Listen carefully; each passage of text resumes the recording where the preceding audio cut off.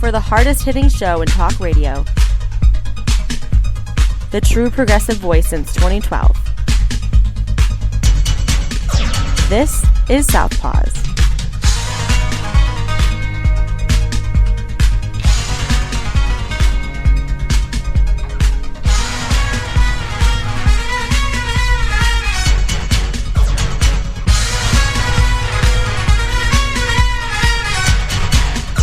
And welcome to Southpaws on the Pacifica Radio Network. We are the leaders of the revolution. I'm Darren Gibson. And I'm Jack Prince. Jack, I am so glad you were able to join me today. We've got a lot of things to discuss. Donald Trump might be indicted in Georgia sooner rather than later. We have to talk. Hard thumps. Yeah. Is that what that sound is that I hear? Man. We have to talk about the latest drama in Mason, Michigan. Mm-hmm. And for sure. There's been a plot twist, so hang on to your hats for this one. We have to talk about Republicans in Clare get involved in a physical fight again. Wisconsin Governor Tony Evers outsmarted Republicans. We'll tell you how he did that. The right to life of Grand Traverse has been scratched from the National Cherry Festival Children's Parade. We'll have to talk about that. Speaking of right to life, Iowa has put a new law in, a new abortion ban in Iowa. The Teamsters are probably going to go on strike against UPS unless they can come to the table soon. Larry Nassar attacked again while in federal prison. And migrant crossings are down. Now, that is the truth. What you hear from Republicans are lies. We'll fill you in on all of that. And, Jack, I know you got a whole bunch of stuff as well. Yeah, a few things. You want to tackle the Mason or start out with the Georgia issue? Well, before we start out with anything, let me go ahead and remind everybody, you can follow us on social media by going to facebook.com/Southpaws Radio Show. You can follow us on Twitter at Southpaws Radio. You can follow us on Tumblr at southpawsradioshow.tumblr.com. You can follow us on YouTube and Mastodon by doing a search for Southpaws Radio. You can become a patron of the show by going to patreon.com/Southpaws Radio. You can listen to the show anytime at Apple Podcasts, Spreaker, Stitcher, Google Podcasts, Podcast Addict, Podvine, and Pandora by doing a search for Southpaws. Once you found our logo, you found us. We send links to our weekly episodes to our Facebook, Twitter, Tumblr, and YouTube accounts, and Mastodon as well.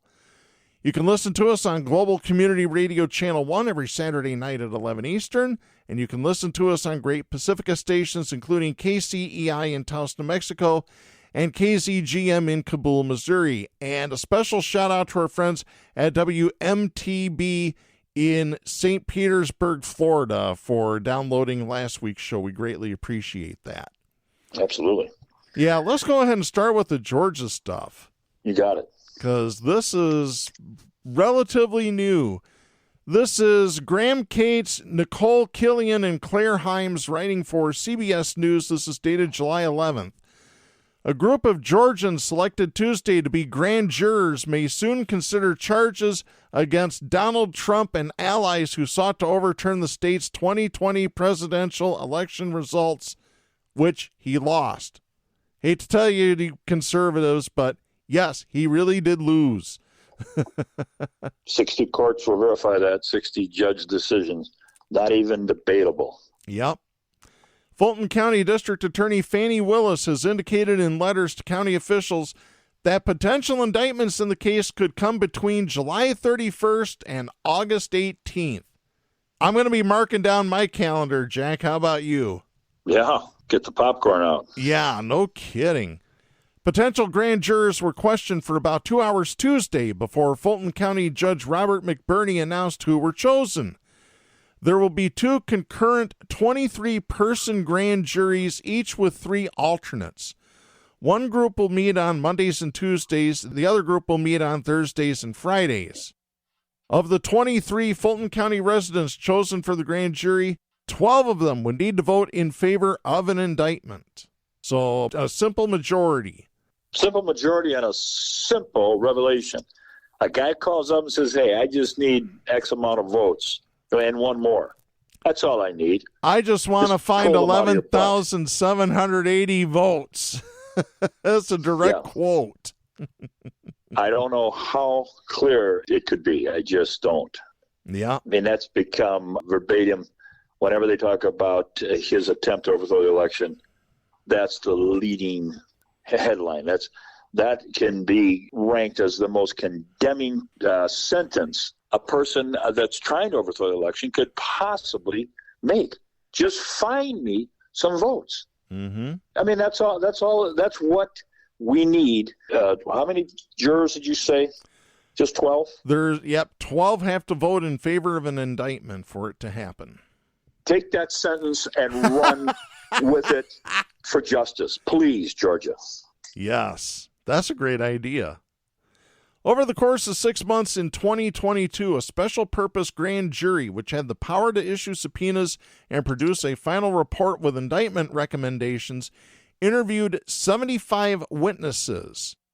Now, they did not call Trump, but they did interview many of his allies that include former attorney Rudy Giuliani, Senator Lindsey Graham of South Carolina, former White House Chief of Staff Mark Meadows, and political critics of Trump such as Georgia Secretary of State Brad Raffensperger and Georgia Governor Brian Kemp. So they're laying this all out. Yeah, they're hitting all the buttons. Yeah. Yes, they are. So we will keep you posted on that. That's some great news. Yeah, it is. And we have some apparently more great news. We had our special interview back in May with Rita Vogel. She's a Mason City councilor. She proposed a day of remembrance for Malcolm X, who lived in Mason for about a year and a half. That was put down on a vote by the city council. There have been all sorts of accusations thrown at Rita, calling her hateful. There was a ethics board complaint filed against her by, I believe it's a cousin of the mayor of Mason. Exactly right. Second cousin, twice removed, or something. Something like that, yeah. Yeah. So after these ethics charges were dismissed by the board that oversees ethics charges, the mayor decided that he wanted to redraw the ethics charge ordinance to make it to the point that nobody on the city commission could say anything negative about the city of Mason or the government. Whether not it was in public meetings, not on the media. You can't write it on the bathroom walls. Yep. You could not utter anything that questioned any city council member. Incredible. Yep. Heil Hitler, yeah. Yes, indeed. We've been following this. And we actually have audio of an interview that the ethics board had with the Mason mayor. And it runs 17 minutes, and he is just backpedaling and double talking on everything. We haven't played it because of the length of it, but we might have to post the audio for people to listen to. If we decide to do that, we'll put it on our podcast as a special. So, oh man. So back in May, Rita warned us that they were looking at doing a first reading of this proposed ordinance coming up soon. Apparently, they wanted to get with the attorneys and whatever. I'm not sure. Well, Jack, you have a story that they just had a meeting earlier in the week for the first reading, and it went nowhere. It was rejected. Totally rejected, which comes as a surprise to both of us. Have you talked to Rita since then? No, I just texted her a couple times. There is a meeting Monday, the 17th, that the last hurdle for complete rejection and repudiation would be the result of the actual board now voting on this so-called ordinance change. And that's expected to go down in flames. But the issue here, as a journalist, as a justice-seeking American, this mayor needs to be called out. You just Yes. don't put your finger on the First Amendment and take people's rights away of passing their opinion on leadership, whether it's the mayor, the president, or anybody else. We're not talking about physical threats here. No, this is just speaking truth to power. Yeah, the rights for freedom of speech, which he tried to inhibit by actually saying that the person speaking would be called up with an investigation. He twisted around the procedure on that. The interviewer, who was an attorney, pointed out very clearly that initially, if there was a complaint, an ethics complaint, there was an automatic investigation. But the mayor took upon himself to change that wording to the board, or even, I'm not completely clear on this, a leadership of the board, this is, we're talking about the city council, would make a decision, a discretionary decision as to whether or not it had merit to be investigated. So narrow it down from a broad investigation to the feeling of the mayor and his cronies on the board as to whether or not it merited an investigation. So he took control of the actual investigation process on any complaint. Even more ridiculous, he changed the wording where previously this ordinance said very clearly and dogmatically that the person that's having the complaint registered against, in this case it was Rita, they would have their name exposed, and that name could be promulgated through the media around town, could be put on billboards. Jeez. But the person that filed the complaint, that was not to be mentioned. They were going to get protected, huh? Yeah, they would be Wow. protected. I think you get kind of the drift of this audience, just what this guy was attempting to do. It gets even more hilarious in that as the interview waned down, they were reminded that this all emanated from a woman, Rita Vogel, maintaining, this was the charge, that Mason was a racist town and that it was a seat, now I may be paraphrasing a little bit, for white supremacy. Now, the real story of Malcolm, when we had our interview the day after his birthday, would have really supported those claims, although she didn't really make that claim. They twisted her words, that Mason was a racist city. They had a lynching there of a black man right on the, I believe, on the county steps. They took the people from Wayne County that were convicted or were charged, in the riots of 67, in the demonstration of 67, if you will. And they hauled them out to Ingham County.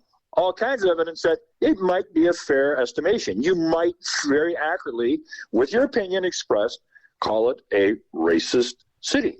All kinds of other incidents I'm not going to have the time to do, except for the prime one, which is that is where Malcolm himself said he felt like a poodle on display, was told by a teacher and named the teacher in his autobiography that all he really could pursue for a career was a janitor or possibly even a carpenter. All of those, do I dare say, little red flags of racism would have come out, could have come out if there'd been any recognition of Malcolm. But that, as you've already said, was summarily rejected. In the interview, the mayor himself identified the charge of racism that came from Rita and said very clearly and dogmatically that nobody could prove what's racist. Nobody can define what's racist. These were his words verbatim. Wow. That's an opinion. That it's an opinion of what's racist. So if I say I like the Tigers and I don't like the Yankees, that's not dogmatic.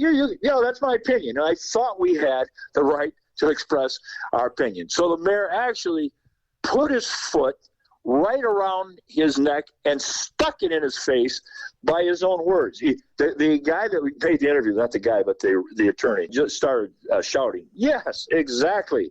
That's an opinion. So he's been exposed. His name is Russ Whipple. His relatives, Vicky and Tom, were the ones that registered the complaint. After that complaint was dismissed, he decided to go and try and put this ordinance legislation in effect. When he was asked about that, would this have happened if your cousins, if little Vicky's charge had been verified, would you be going through all of this ordinance change? And he kind of swallowed hard, didn't really have a good answer. I wish somebody, I'm glad we're covering this. I'm glad that you want this covered, because it is really small town racism at its finest. Did you hear me? Racism at its finest. To repel that ordinance, or excuse me, to repel the original honor to Malcolm, and then try to cover over the complaint against the leadership there with this legislation is a tried and proven attempt to diminish dissent. The conservative tactic number one. Of course. Don't allow any questions. Just take the refusal of acknowledging probably the most famous global black leader in history. And if anybody questions that and dares use the moniker racism, then you better get some legislation whipped up in a hurry to hush their mouths fast. That's what, in a nutshell, we see in Mason, Michigan. Yeah, and speaking of silencing dissent, let me remind everybody, we had 2 different venues booked for this, and they both canceled. So, there you go. Yeah, we did. By the way, did you ever get your money? This. Oh, go ahead. I think she's listening when it's aired. And sends it off to the State Journal, because what came out in this interview was a complete nakedness of this mayor was exposed. I mean, he tries, like you said, him and all backtrack, but it's a beautiful thing. It really is. Yeah. By the way, just ask, did you get your money back from the second venue? I did get my money back.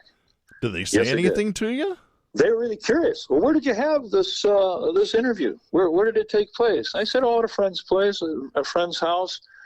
And, they were not in the least bit hesitant to have this interview, and you can hear it on Southpaw Radio, and I urge you to listen. And she kind of coughed and smiled and handed me the return check.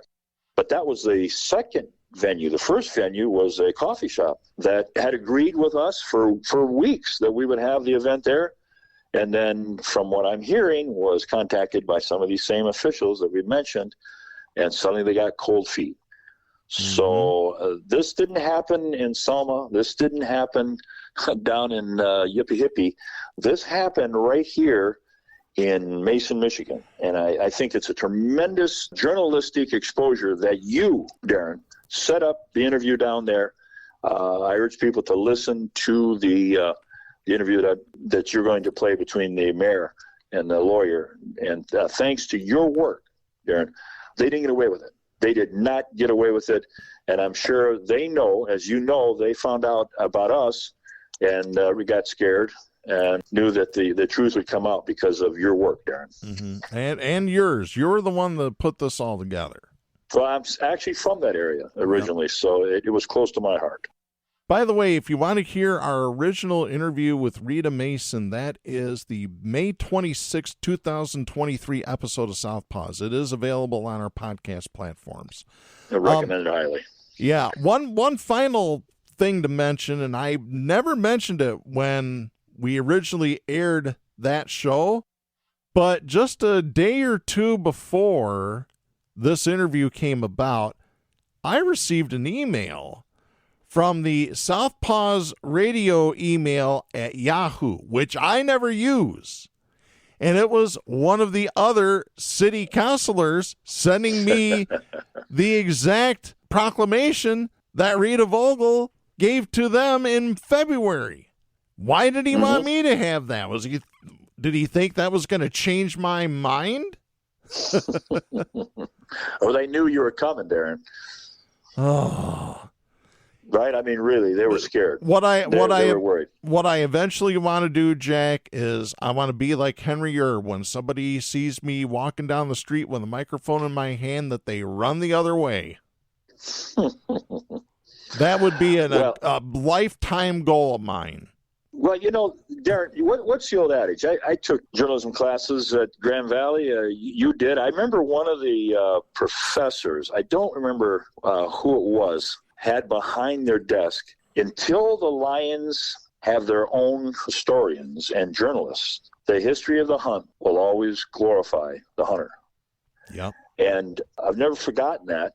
The history has been told by the strong. The history has been told by those that want to control the future. which I think Hitler said. Yeah, Hitler. History has been written by the people who won. But who won, exactly. Yeah. And your work for the show, from its conception, has been to go out and tell us the full story and give the hunted a chance. I appreciate you saying that, Jack. Oh, boy. Speaking of the hunted, let's go to Clare. I saw this come across in my news feed, and I'm like, you've got to be kidding. Again? Oh, boy. This is Craig Mauger writing for the Detroit News. This was published July 8th. Tensions within the Michigan Republican Party evolved into a physical altercation that drew police Saturday to the Republican State Committee meeting at a hotel in Clare. As Michigan Republicans have been openly feuding over the party's direction and the leadership approach of new chairwoman Christina Caramo, some were frustrated that the beginning of Saturday's special meeting at the Doherty Hotel was limited to only members of the state committee. In an interview, James Chapman, a Republican from Wayne County, said he traveled to Clare for the meeting but was forced to listen to it through a locked door. Chapman said he and others said the Pledge of Allegiance together in the lobby outside the meeting and acknowledged he wiggled the knob of one door leading to the meeting room. Eventually, Mark DeYoung, chairman of the Clare County Republican Party, heard the wiggling and walked over to the door, where he claims that he saw someone flip him off through a small window. DeYoung opened the door. DeYoung told the Detroit News, quote, "He kicked me in my balls as soon as I opened the door," end of quote. Like you said, it had to be pretty precise. Yeah, that's a laser attack there, man. Minuscule. Yeah. The scuffle intensified with Chapman running at DeYoung and slamming him into a chair, according to DeYoung. He provided his account in a phone interview from an emergency room in Clare. He said he had suffered a broken rib. Well, I don't know. How's that possible? You got to have a spine to have the ribs attached to, right? Otherwise, you just float, right? And I'll tell you, if you had a broken rib, I don't know how strong that interview could have been. The ones I've had, you don't even take a breath hardly, let alone cough in the emergency room. Let me see. Chapman alleged that DeYoung had told him, quote, "I'll kick your ass," end of quote, and swung at him. DeYoung denied the claims. At one point, Chapman removed his own glasses and told the Detroit News, quote, "When you see me taking my glasses off, I'm ready to rock," end of quote. I gotta tell you, I worked with a bouncer when I worked in the strip club industry, and that was his signature. You know that it was getting ready to go down when he took his glasses off and set them on the table. Yeah. He was getting ready to throw haymakers. Yeah. But nothing gives me more joy than seeing the Repugs swinging at each other. Chapman said he took DeYoung by the legs and knocked him over. So he did a leg sweep on him. In wrestling. There you go. Chapman said multiple police officers were at the hotel after the incident. And DeYoung said he has spoken with the local sheriff and intends to press charges against Chapman. We should let you know we are recording this show on Thursday, July 13th. There is supposed to be a decision today from the Clare County Prosecutor's Office as to whether charges are going to be filed against Chapman or maybe DeYoung. Who knows? So we'll see what happens. We haven't heard anything yet. So if there's breaking news, we'll fill you in on it. Wow. Could you imagine this? And this isn't the first instance. They just had an incident. What was it, back in March, where two women went at it? Yeah. In Clare, at a Republican Party getaway. You've seen the footage of the two Republican, what's the best word for green and the Colorado, what's her name? The gun advocate. Boebert? Boebert? Yeah, Boebert. Yeah, Bobo and traitor. I thought that would come to blows. You know, she used the B word. I guess to them, that's how you communicate. That's really the violence and the intimidation of their politics. So, of course, they're going to have punch-out fights and so forth. Well, yeah, because look at Trump. First thing when he ran for president, I could shoot somebody in the middle of Fifth Avenue and my numbers would go up. Yeah. So that's what you're dealing with these, I'll say it again, evil, violent, conservative traitors. Right. Oh. Right. Like we said before the show, their interpretation of libtards is that they're just hiding at the coffee shop with their latte. And, if you're not violent, if you don't shoot something or blow something up, you're not a man. When the truth is, a libtard, and I read this to Darren, and I thought this was kind of funny, is someone who's familiar with history, science, economics, world affairs, spelling, grammar, and they know what orthodontists are. So if you that's a low blow. Hey, but it is a blow. Now that fight up there in Clare County, that'd be replicated across even in Iowa, where the fight's starting with the candidates. These people can't sit and disagree without fighting. Yeah. I wonder if we'll see any guns pulled at any of these debates. I would doubt it. Why? Yeah. They are the party of the NRA. So exactly. It's not a stretch, folks. It really isn't a stretch, especially, as I said, considering there have been 2 incidents in the same city involving the same party people. Mm-hmm. I mean, wow.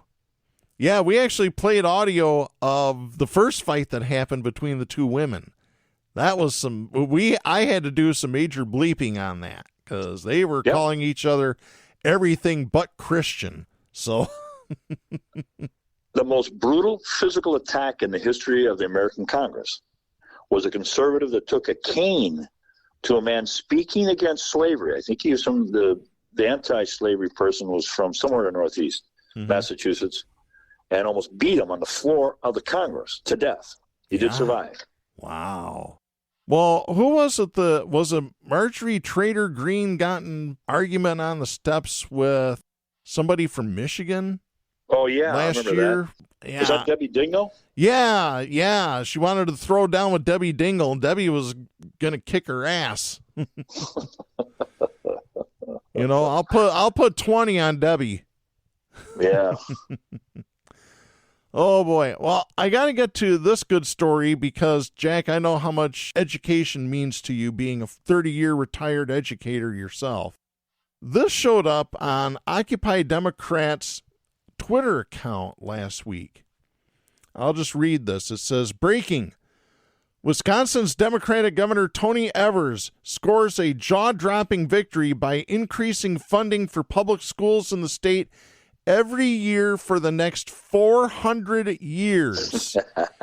Yes, you read that correctly, 400 years, and the way he did it is truly amazing. Governor Evers used his partial veto authority to mark up and edit a spending bill that was only supposed to last for 2 years. This line-item veto power allows the governor to cut parts of a bill while signing the rest into law. So here's what he did. He changed the part that applied a $325 per pupil funding increase for this coming school year and the next school year. He focused on the 2024 to 2025 session. Well, it was 2024-25. So what he did is he deleted the 20 and the hyphen so that the end date for the funding program read the year 2425. Brilliant. Isn't it, though? He outsmarted the Republicans.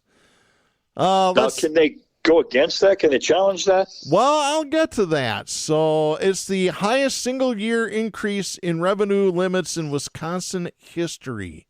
Beautiful. All in all, he made 50 line-item vetoes to the budget and said that the version he had been originally handed was, quote, imperfect and incomplete. He used his stunning victory as an opportunity to hit the Republicans for not caring about their constituents or education. I'll say what I've always said the last few weeks on this show. The reason that conservatives go after education is because they want everybody in school to be as dumb or dumber than they are. Exactly. That's no exaggeration.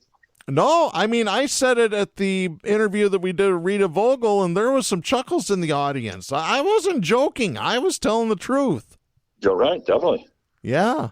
I wonder how many people I made uncomfortable there. Oh, I mean, boy. you know, seriously, think about it. They are anti-intellectual. They make fun of college graduates. They make fun of intellectualism. You know, you tell them that Albert Einstein was a socialist, they go, yeah, see? Yeah, you're not surprised me. As if, you know, having Einstein in the category of a socialist is an insult to socialism. Well, they would probably call Einstein a libtard. A libtard, yeah.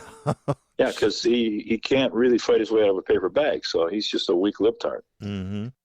Evers said, quote, in many ways, Republicans in the legislature have failed to meet this historic moment, sending my budget back to my desk absent critical investments in key areas that they know and publicly acknowledge are essential to the success of our state, all while providing no real justification, substantive debate, or any meaningful alternative. That decision is, to put it simply, an abdication of duty. End of quote. Absolutely. It is. Yep. It truly is. And, you know, they don't dare open their mouth. If you have a woman make up a charge that a man came in asking for a gay website to be made, and it goes to the Supreme Court, and there's no media inspection, and it passes to the Supreme Court, off of a non-event, off of a completely fictitious episode this woman pulled out and lied about, and now it's going to be canonized, if you will, by this conservative Supreme Court. You don't have if anybody says this was done in deceptive or false pretense, they can't breathe it. Not after that. I'm still so ridiculously upset that this woman pulling this off. Yeah, we talked about it on last week. The exact word I used was bogus. It was a bogus lawsuit. Never should have seen the inside of a courtroom. Yeah, I mean, you have to have an actual happening to pass a law. We're not going to hypothetically, this isn't the Minority Report, we're not going to pass laws that may happen for instances that may happen in the future. It's absurd. So you asked if the Republicans can do anything about it, and the answer is that they are absolutely furious and there's nothing they can do about it. To override the stroke of Evers's pen, they need 2/3 of the state legislators in both houses. They do not have a veto-proof supermajority. They would need 3 Democrats to cross the aisle, and that's not going to happen. That's sweet. That really is. Yeah, Occupy Democrats is calling this one of the biggest Democratic victories on a state level in a very long time. That covers some territory. Man, I bet you Betsy Peter Pants. She probably got drunk on her yacht and fell overboard again. Oh, yeah, Betsy DeVos. I can't stand her. More good news. I got to lay this one on you. This is Elizabeth Brewer writing for the Traverse City Record Eagle. This was dated July 6th. This was, I believe, was actually sent to me by our longtime listener, Chuck Cook, King Chuck. Sure. Who lived and grew up in that area. So, Grand Traverse area right to life, or as I call them, right to forced birth, was scratched from the lineup of the annual National Cherry Festival Children's Parade. Last Thursday morning, the organization posted on its Facebook page that their entry was omitted from the parade lineup on short notice. In their social media post, they said, quote, "We were denied our access into the Cherry Festival Parade very late last night after being confirmed as a walking unit several weeks ago. We will post further updates as we get them. Please share this far and wide." End of quote. The entry was described in the Consumers Energy Community Royale Parade as the Grand Traverse Area Right to Life, a nonprofit organization who advocates for the protection of human life, marching alongside the St. Francis High School Marching Band. Kathy Nelson, the Grand Traverse Area Catholic Schools Director of Marketing and Communications, confirmed Thursday afternoon that St. Francis High School students would not participate in the parade. She said, quote, some members of our percussion line had intended to accompany the Grand Traverse area right to life entry that had been set to be in the parade, but that parade entry was put on hold, end of quote.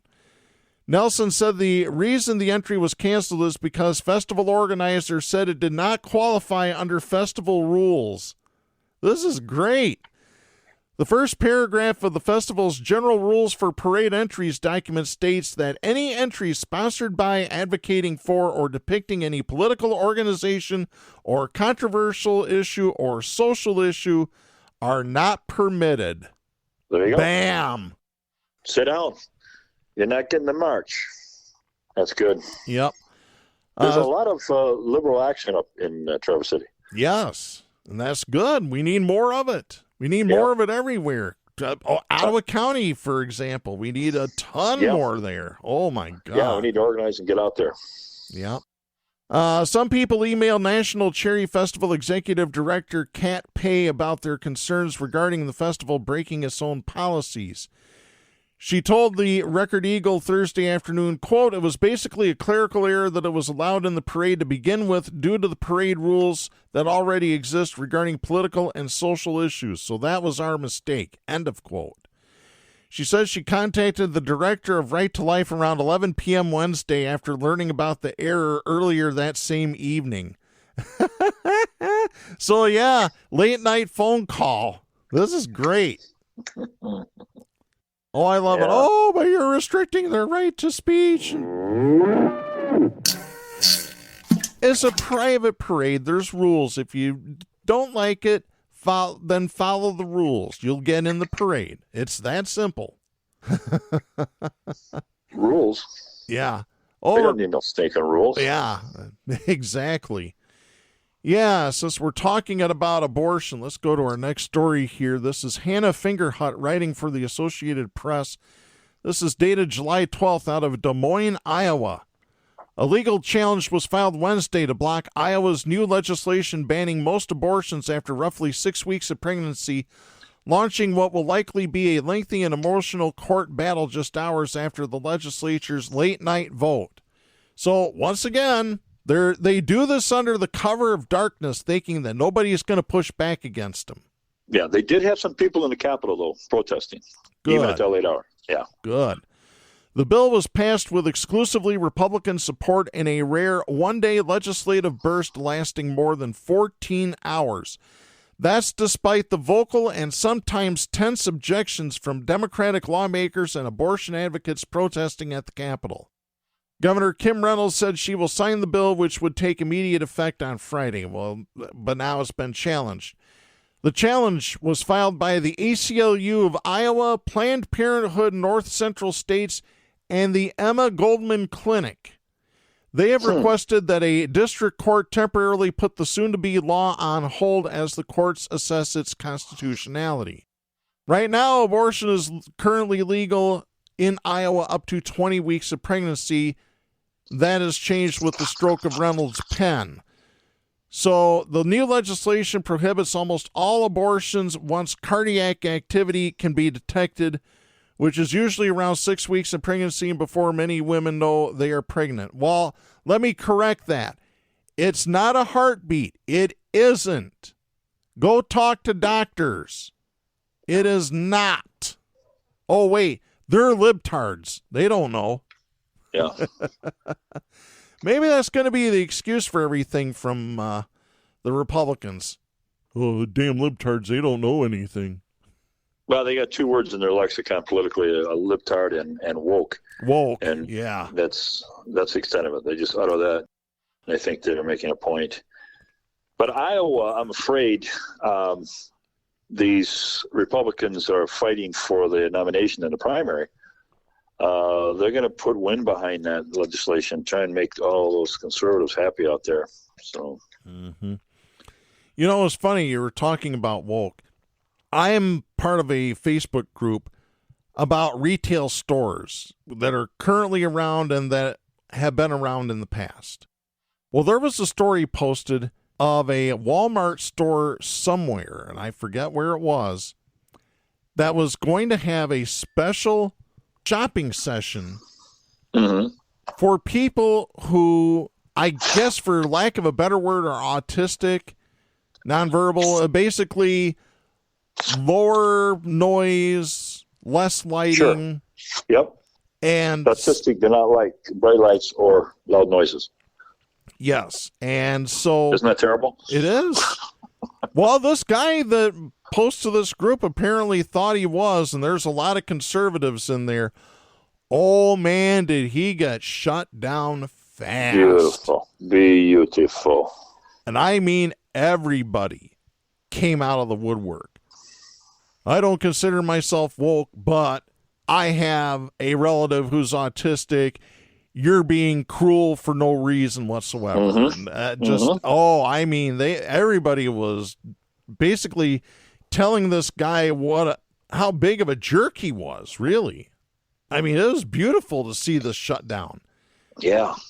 Because there have been posts on there about raising the minimum wage, and you get about half of them that, you shouldn't be in a dead-end job for the rest of your life. You need to educate yourself and blah, blah, blah, blah, blah. Pull up your boots. Yeah, there we go. We haven't used that phrase in a while. Pull yourself up by your bootstraps. Yep.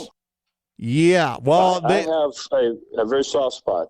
I was in an autistic classroom. I taught for a teacher who was on a pregnancy leave. Don't ask me how that all happened, but nonetheless, I sat day in and day out with the most beautiful people with those autistic.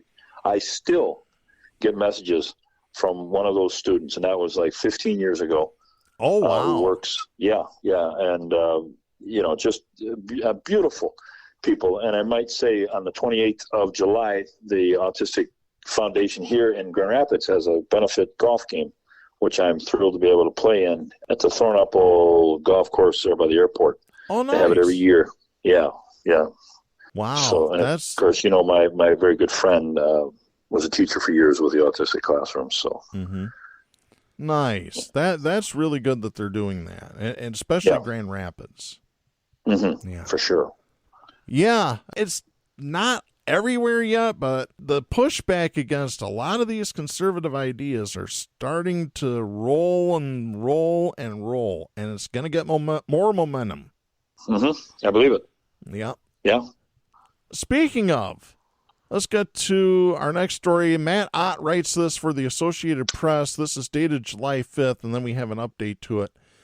Contract negotiations between United Parcel Service and the union representing 340,000 of the company's workers broke down early Wednesday, with each side blaming the other for walking away from the talks. The Teamsters have imposed several deadlines for UPS negotiators to make their last, best, and final offer to its unionized workers in recent days. Union officials said Wednesday that UPS walked away from the bargaining table after presenting an unacceptable offer, specifically with regard to the economic package. I bet. Yeah. UPS, however, they've got a different story that they're spinning here. They say that it was the Teamsters who abandoned negotiations despite UPS's historic offer that builds on our industry-leading pay. And that's a direct quote. Unbelievable. They might be going on strike at midnight, July 31st. Well, we need to support them. We need to support the whole concept of unionism. Yes. The company says that it delivers the equivalent of about 6% of the nation's gross domestic product, meaning a strike would carry with it potentially far-reaching implications for the economy, particularly the supply chain, which has just begun to recover from pandemic-related entanglements. Well, we wouldn't have had those entanglements if we kept manufacturing in this country. Thank you, Ronald Reagan, for Reaganomics and all the jobs going overseas. You bet. People don't believe it when you tell them this. They don't even know how he did it. Up until he dropped the tariffs at the border. He did. So you could take your blue jeans to Bangladesh and make them for a penny a piece, other than being in Kansas for $1 a piece.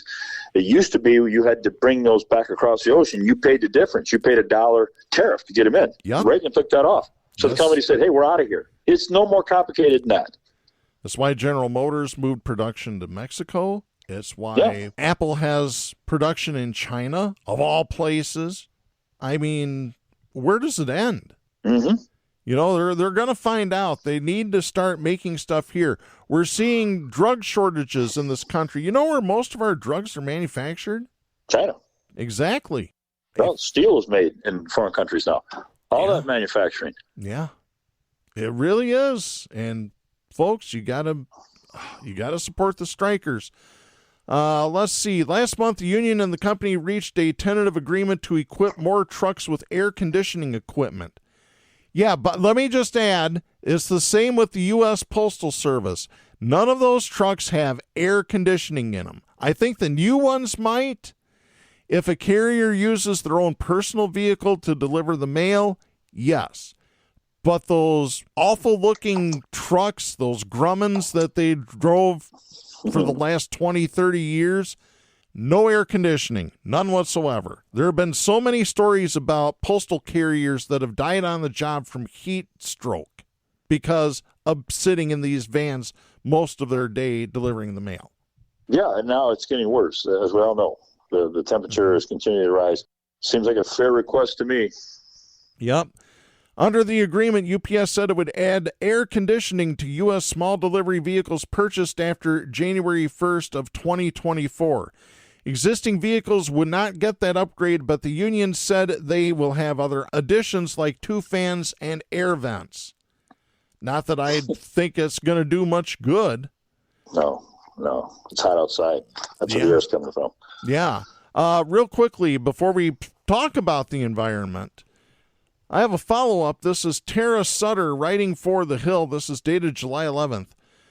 The general president of the International Brotherhood of Teamsters hit UPS Tuesday for its overworked and underpaid employees, responding to a Twitter thread from the company about the benefits of working part-time. In the tweet, Teamsters General President Sean O'Brien said, quote, "They're rightfully demanding what they're owed. It's time for your company to do right by the Teamsters and our members' families. 20 days to pay up," end of quote. So there it is. We need more of it. Whether it's the coffee place that's on strike or went on strike, we need more organization. Like the guy on his deathbed, who was it, a union leader, said, "Don't mourn me, organize." Yeah, I can't remember who that was. But yeah, that's a very famous quote. Yeah. And speaking of hot days driving around in the sun, what has been up with this weather lately? We're getting floods in Vermont. I mean, bad floods, like never before. Never seen before. 130 degrees it was supposed to be earlier this week in Death Valley, Arizona. Yep. Probably the highest temperature ever recorded in Death Valley.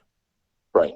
And I know this is complicated for a conservative, but the thing is, they have what's called averages, and they took all of the temperatures in a 24-hour period all around the globe. That's one side of the ball and the other side, and they average all those out.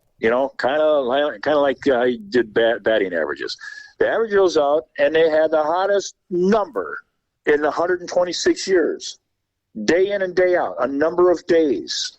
So when you say, well, hey, it was cold last August, this is a global phenomena. The 7 hottest days on Earth in the last week out of 125,000, and they can't figure out how you can determine that. How do we know it was the hottest day? Very, very simple. They determined by taking averages from Dubai to Dallas. They took the average temperatures. We are cooking. The Gulf is a hot mess that's going to spawn hurricanes that we will spend billions of dollars. Do you know right now, Darren, 2 main insurance companies have fled Florida. You can't get insurance there. Homes that were insured figured out what's going to happen in the next decade, and they said, we're dropping coverage. You can't even get home insurance. That last week, 2 main, I can't remember the name of the carriers, they're done. They're gone. Wow, I haven't heard that. Yeah, oh yeah. Man, that's pretty bad when the insurance company says, "Oh no, we're done underwriting your homes here." Yeah, exactly. Jeez. And like I said, the Vermont might be next where the insurance companies pull out because they are seeing absolutely huge floods. The rain has stopped, but the rivers are still swelling up. Mm-hmm. Yeah, Mount Pelier, I think, is that the name of the capital? Yeah. That's where Underwater. Bernie Sanders got his start. Yeah. It's like Venice. Or no, it was Burlington, wasn't it? Well, one of the two. I saw a picture the other day. He was there behind everybody. Yeah. In a press conference. But it's also northern New York is seeing the same thing. Oh, yeah. And, of course, we've been seeing our share of really bizarre weather. It'll be sunny one minute, and then it starts downpouring rain. There was a tornado that was reported, radar indicated last night in southwestern Michigan. The National Weather Service is out there surveying the damage to see if it was straight line winds or an actual tornado. And if it was a tornado, how strong it was. And this is after 2 weeks of smoke that was so thick, they were telling people to stay in their homes. Oh, this smoke has been horrible from the Canadian wildfires. And this is going to continue. It's like you said, it's not going to get any better. It's going to get worse over time. Yeah. Much worse.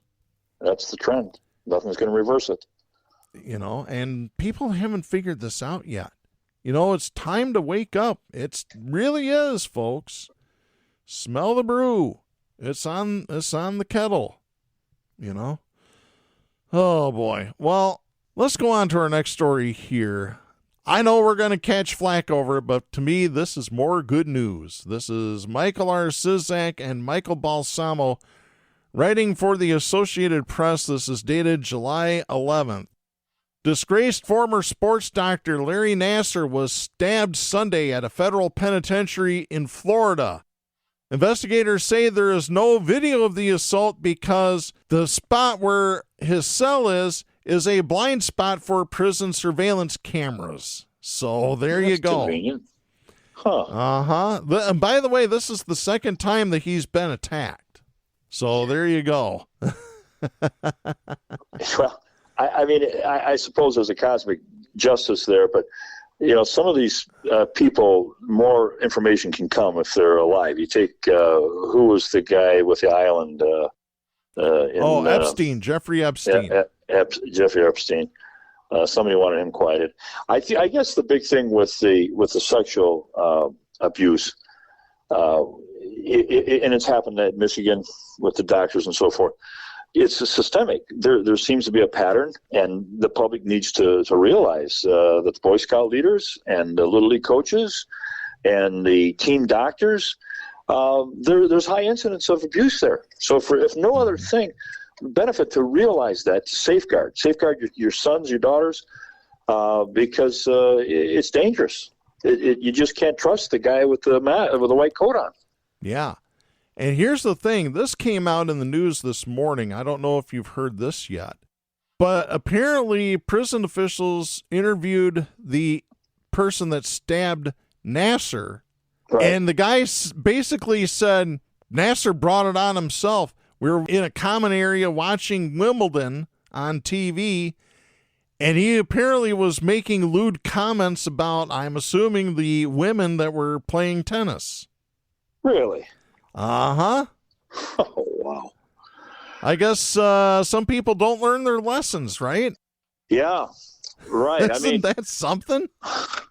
Yeah, we've said many times on the show, you're safer sending your son or daughter to a camp for drag queen preparation than you are to the Catholic Church swim and picnic campgrounds for a week.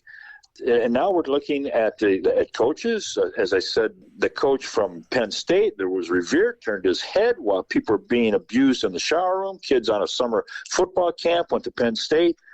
You can't trust the institutions. Be safe. Question it. Watch it. Protect your kids. Yep. Real quickly, Jack, the insurance company that just left Florida, Farmers. We are farmers. Bye, bye, bye, bye, bye, bye. Yeah. They're out of the swamp. They're gone. Yep. So DeSantis, you can have it, man. It's yours. Yep. They are now the fourth major insurer to leave Florida. The others are Bankers Insurance, Centauri Insurance, And Lexington Insurance is apparently a subsidiary of AIG. So, doesn't that tell a homeowner that the threat of hurricanes, floods, whatever, are greater than the amount of money these insurance companies can make? Yeah. Really, that's clear. When they figure it out, that's going to be rough in the future. Yes, it is. And we got time for one final story. This is Camilo Montoya Galvez writing for CBS News. This is dated July 12th. This is a fact check for you conservatives that listen to this show or listen to Fox Propaganda Channel or whatever you listen to. Here's the truth about migrant crossings across the U.S.-Mexico border. They plummeted in June to the lowest level since the start of the Biden administration. You want to know why? Because Biden enacted stricter asylum rules. That is according to unpublished government data obtained by CBS News. So, yeah, tell Abbott, tell these idiots that put immigrants on a bus and ship them to California or New Jersey or someplace. It's maddening. It is. Well, did you hear Gavin Newsom said that he was contemplating filing kidnapping charges against DeSantis, or we'll call him by his name, death sentence. Yeah, do it. Yeah. Go after these bums. Yep. And then I guess now somebody called death sentence's wife a Karen or something like that. Now all the conservatives are just howling. Yeah, it was some analyst on MSNBC, so now all of the Fox Propaganda Channel pundits are just spewing green vomit. Her statements? She was whining. She was defending her man. Yeah. Stand by your man. Mm-hmm. Yeah, a little Tammy Wynette there. Yeah, till George Jones started drinking and beating the crap out of her. Then she didn't stand Then she sang a different tune. Well, pun slightly intended. Not that we're making fun of spousal abuse. I mean, not at all. Get the hell if you're experiencing that, get the hell away. By any means necessary. Go to a friend's, go to a relative's, move out of state, do whatever you need to do to get away from somebody that is physically, for that matter, verbally abusive to you. Because I'll just tell you, they're not going to change. You might think you're going to change them. They're never going to change. Not until they're ready to change themselves. Yeah. Oh, boy. Well, Jack, looking at the clock, we are out of time for this week. That zipped right by, buddy. Yes, it did. So we'll be back next week. I'm Darren Gibson. I'm Jack Prince. Please support independent media, the First Amendment, and a woman's right to choose. The stations that carry Southpaws do not necessarily share the opinions expressed on the show. Southpaws is protected by the First Amendment to the U.S. Constitution and is copyrighted by Big D Entertainment. All rights reserved.